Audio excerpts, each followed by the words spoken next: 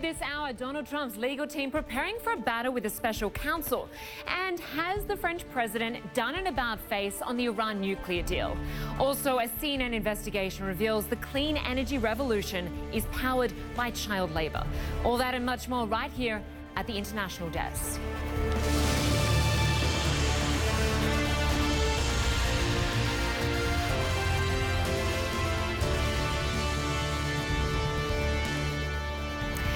Welcome, I'm Linda Kincaid. Robin is on assignment. We begin with a legal showdown of presidential proportions. The special counsel in the Russia investigation may soon try to force Donald Trump to answer questions. The US president has already tweeted his defense, saying it's all a hoax and a witch hunt, a setup and a trap. As Abby Phillip reports, this could turn into a major court battle. President Trump's lawyers gearing up for a legal showdown with Robert Mueller. Sources tell CNN that the special counsel raised the possibility of subpoenaing the president if he refuses to voluntarily answer questions related to the Russia probe. The chances that President Trump will agree to a sit-down interview with Mueller's team growing dimmer, despite the president's past statements insisting he would like to testify. Mr. President, would you still like to testify to special counsel Robert Mueller, sir? Thank you. Sure, I would like to. I would like to. One source tells CNN that the president's opinion about speaking with Mueller made a seismic shift after the FBI seized records from Trump's personal attorney, Michael Cohen. However, the door has not been shut for a possible agreement. Multiple sources say the president's lawyers don't think Mueller has the authority to force the president to appear before a grand jury. But many legal observers disagree, citing past Supreme Court rulings requiring other presidents to comply with subpoenas. President Trump could choose to exercise his Fifth Amendment rights to avoid answering questions, although he has been very critical of that move in the past. The mob takes the Fifth.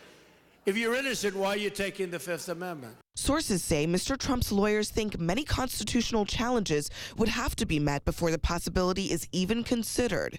Regarding the political optics, the president's lawyers now believe that time is on their side and that Mr. Trump has done a great job discrediting Mueller's probe. They have this witch hunt going on with people in the Justice Department that shouldn't be there. They have a witch hunt against the President of the United States going on. Abby Phillip joins us now from the White House. Good to have you with us, Abby. This has been a very fast-moving story. A lot of players, a lot of detail. How do we get to this point where we're headed to what some are calling a constitutional crisis?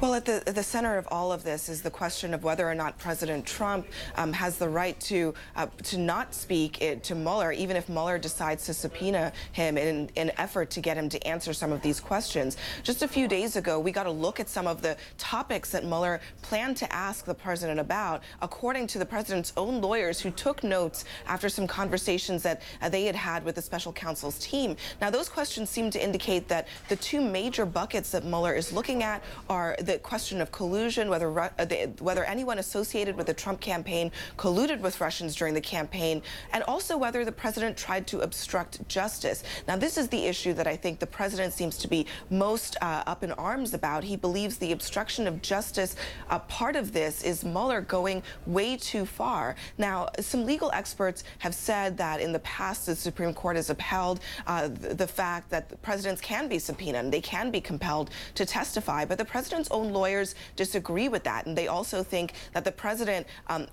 ought to and should continue to try to discredit Mueller on this particular point because they believe he's really overstepped his bounds here. So it will come down to whether or not this current Supreme Court likely agrees with the president's lawyers here or agrees with other constitutional experts who say that the president can be subpoenaed, he can be compelled to answer these questions. Meanwhile, there's also a political aspect of this, which is the president himself has said if people don't want to talk, if they don't want to testify, it's because they have something to hide. If he chooses not to testify, it's likely that those comments from President Trump will come back, come back to him in this particular moment and perhaps to his detriment.